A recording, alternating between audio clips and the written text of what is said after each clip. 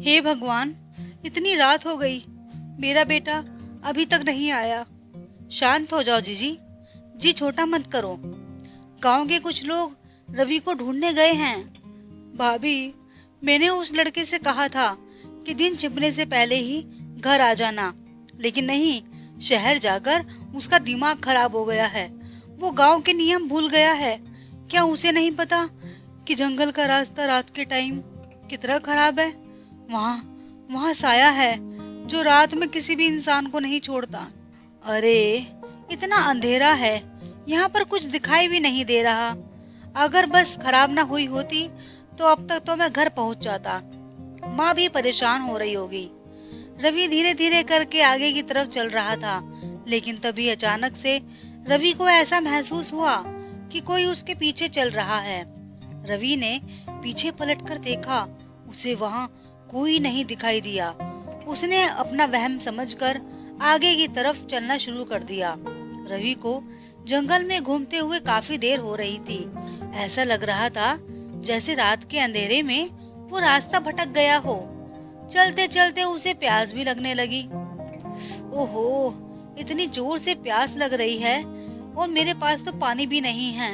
लगता है बिना पानी के मैं आगे नहीं बढ़ पाऊंगा। चलो देखता हूँ इधर उधर, कहीं पानी मिल जाए।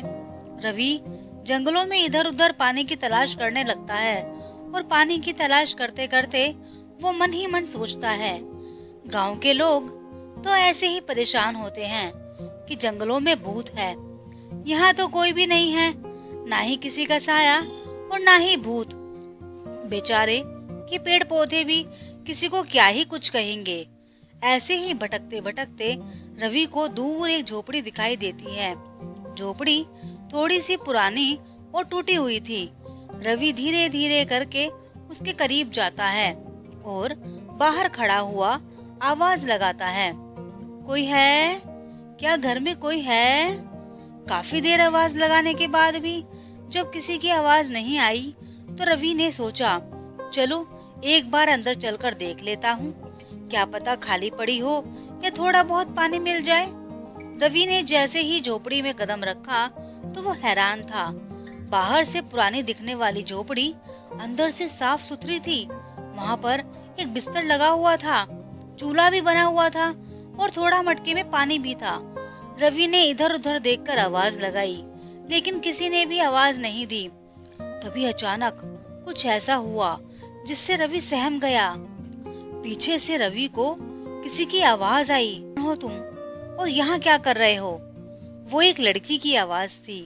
एक बार को तो रवि को ऐसा लगा कि जैसे जंगल की कहानी में जो वो साया है, कहीं वो वही तो नहीं। फिर भी उसने हिम्मत बटोर कर पीछे मुड़कर देखा। एक प्यारी सी सुंदर सी लड़की खड़ी थी, जिसने साधारण सूट सलवार पहने हुए थे। माथे पर प्यारी सी बिंदिया थी जो उसके चेहरे के रंग को और भी निखार रही थी, लेकिन माथे पर गुस्से के निशान थे। रवि तो बस एक टक देखता रह गया और मन में सोच रहा था कि आखिर इतने घने जंगल में गांव के लोग भी नहीं आते, वहां पर ये अकेली लड़की क्या कर रही है? कहीं कहीं ये वही तो नहीं।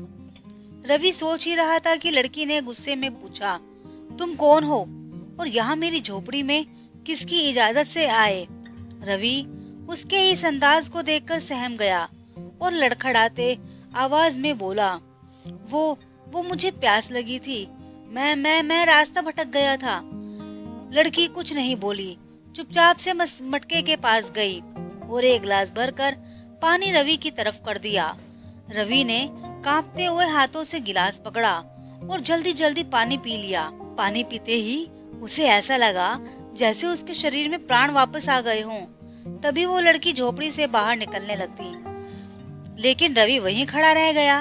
रवि को वहीं खड़ा हुआ देखकर लड़की ने पीछे मुड़कर कहा, तुम्हें घर नहीं जाना? इतना कहकर लड़की आगे की तरफ चलने लगी और पीछे पीछे उसके रवि भी चलने लगा। लड़की जंगलों में ऐसे चल रही थी जैसे वो वहाँ के चप्पे चप्पे से वाकिफ हो। जंगल का माहौल अचानक से बदल गया। तेज हवाएं पेड़ को जैसे उड़ा कर ले जा रही हों। रवि के चलते हुए कदम लड़खड़ा रहे थे, लेकिन वो लड़की चुपचाप बस सीधे सीधे चलती जा रही थी। थोड़ी ही देर में जंगल की सीमा आ जाती है और वो लड़की रवि को गांव की तरफ इशारा करती है। रवि थोड़ा आगे जाकर देखता है और उसके चेहरे पर छोटी सी मुस्कुराहट आ जाती है। फिर जैसे ही वो धन्यवाद करने के लिए पीछे मुड़ता है तो हैरान, वहाँ वो लड़की थी ही नहीं। रवि वहाँ खड़ा हुआ ये सब सोच ही रहा था कि तभी पीछे से रवि के कंधे पर किसी ने हाथ रखा। रवि चौंक गया। उसने पीछे मुड़कर देखा तो गांव के कुछ लोग थे। उन्होंने कहा, तुम्हारा दिमाग खराब हो गया है क्या, जो इतनी रात को तुम जंगलों में भटक रहे हो? शुक्र मानो तुम अभी तक भी जिंदा हो। अब चलो जल्दी से घर की तरफ। रवि और गांव के कुछ लोग रवि को लेकर के घर की तरफ जाते हैं। वहीं रवि की माँ का रो रो कर बुरा हाल था।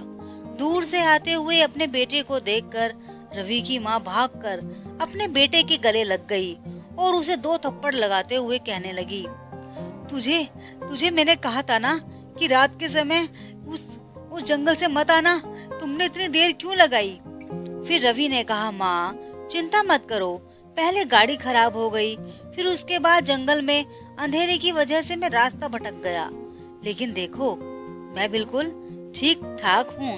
रवि की माँ ने हाथ जोड़कर गांव वालों का धन्यवाद किया और फिर माँ के साथ रवि अपने घर चला गया।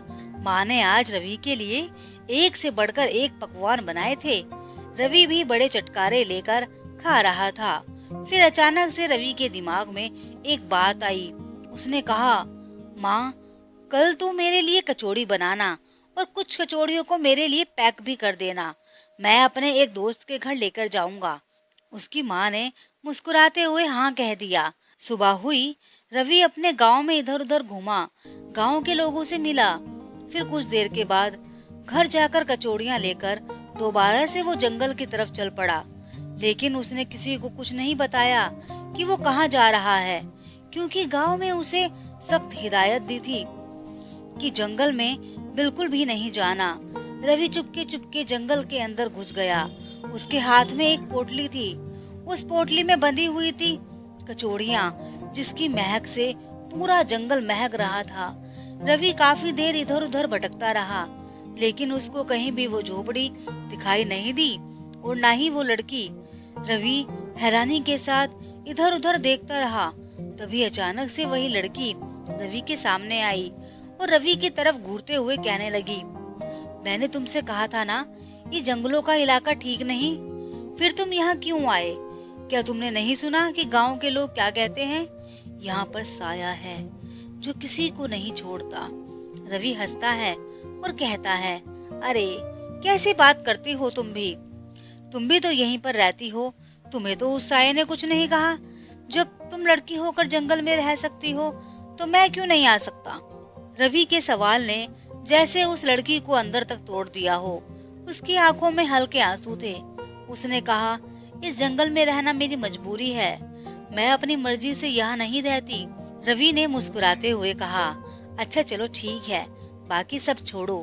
देखो तुमने कल मेरी मदद की थी, मैं तुम्हारे लिए क्या लेकर आया हूँ। रवि पोटली खोलता है। लड़की उसके अंदर कचौड़ियों को देखकर उदास हो जाती है। रवि उसकी उदासी का कारण पूछता है तो वो लड़की कहती है, कुछ नहीं, मेरी माँ भी मेरे लिए ऐसे ही कचौड़ियाँ बनाती थी। लेकिन अब इतना कहकर ही वो लड़की खामोश हो जाती है। और फिर रवि उससे पूछता है, तो फिर तुम्हारी माँ कहाँ चली गई और तुम यहाँ जंगल में अकेली क्या करती हो? उस लड़की ने शांति से कहा, देखो मैं तुम्हें आखिरी बार कह रही हूँ कि तुम इस जंगल से चले जाओ, ये इलाका अच्छा नहीं है। लड़की की बात सुनकर रवि थोड़ा सा उदास हो जाता है और अपने गांव की तरफ जाने लगता है। दोस्तों, आखिर ये अजनबी लड़की कौन थी और जिस जंगल में गांव के लोग मिलकर भी नहीं आ सकते, ये लड़की वहां अकेली क्या कर रही थी? और ये साया साया कौन था? क्या जंगल का रहस्य कुछ ऐसा है जो किसी को नहीं पता? देखते हैं अगले भाग में। और अगर आपको कहानी पसंद आई हो तो चैनल को लाइक एंड सब्सक्राइब करना बिल्कुल नहीं भूलिएगा। धन्यवाद।